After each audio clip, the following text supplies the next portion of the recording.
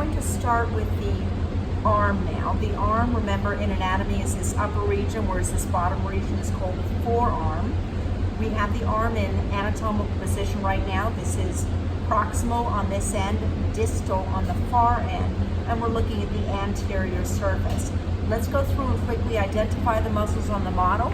Then we'll go back and look at them in more detail. On the anterior here, we have Coracobrachialis, which is our most medial muscle. We have this two-headed muscle right here. This is our biceps brachii. We turn it around deep to biceps brachii, and the model right here would be our brachialis. Those are the muscles of the anterior arm. All of them are innervated by musculocutaneous.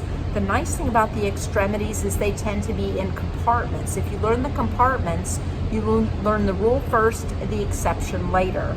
We're not going to find exceptions in the anterior arm. They're all innervated by musculocutaneous nerve. Let's go back and look at our muscles. The first one I want to look at here is a two-headed muscle. The word biceps means two heads. Brachii means arm. Biceps brachii is the two-headed muscle of the arm. Biceps brachii, because it has two heads, has two origins. The more medial of the two is our short head, which originates on the coracoid process. You can see that on the model here. The lateral head is the longer head. It goes up all the way in the back to the supraglenoid tubercle of the scapula. So this is lateral head. It looks long head. It looks like it's shorter, but in fact that is your long head. It also has two insertions down here on the bicipital aponeurosis and the radial tuberosity. Its action is going to be a weak flexor of the arm, but a powerful flexor of the forearm. This makes sense. It's a weak flexor of the arm. It crosses the joint, so it has an action on that joint. And then we come down here and we cross the forearm, so it crosses the joint. Again, it has an action on that joint. The other action that biceps brachii has is it is a powerful supinator of the arm. There are two supinators and two pronators of the forearm. One of the supinators is biceps brachii. Next, we're going to look at this most medial muscle of the arm. This is Coracobrachialis. The beauty of this muscle is its name tells you its origin and insertion. Its origin is on the coracoid process, and brachialis means arm. It inserts onto the arm.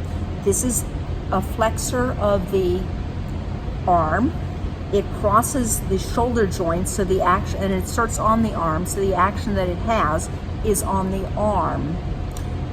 This is also innervated by musculocutaneous nerve because it is an anterior arm muscle. We turn this around. Deep to biceps brachii, we see our brachialis. Brachialis inserts on the ulnar tuberosity. It originates on the arm, but the joint that it crosses, because it inserts on the ulnar tuberosity, is the forearm, so the action that it has is on the forearm. Brachialis is a powerful flexor of the forearm. It's also innervated by musculocutaneous nerve. Now we're going to turn this around and look at the posterior. I'm going to remove my deltoid, and we're going to look at the three-headed muscle on the back of the arm. We're looking at the posterior aspect. The three-headed muscle is called Triceps Brachii. Triceps because it has three heads. If you look here, you see the long head of Triceps Brachii. This originates on the infraglenoid tubercle of the scapula. This is a good landmark because remember, Triceps Brachii is going to divide our teres minor from our teres major. So that's always a good landmark. We have long head. Over here on this side we have lateral head because it's on the most lateral aspect. And then deep we have medial head.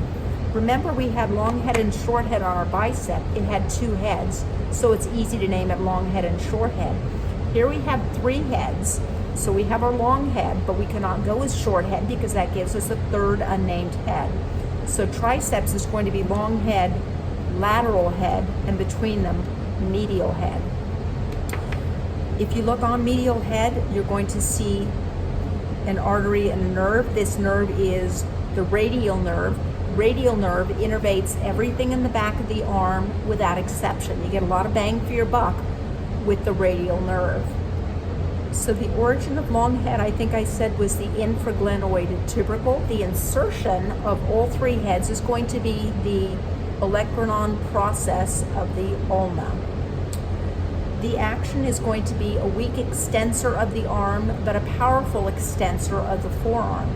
Again, this makes sense because you only have one of the three heads crossing the shoulder joint, so it's going to be a weak extensor of the arm, but you have all three heads crossing the elbow joint, so it's going to be a powerful extensor of the arm. In order to have an action, you have to be able to cross that joint. So I believe that's all we need for our triceps brachii. Long head, lateral head, and deep is medial head.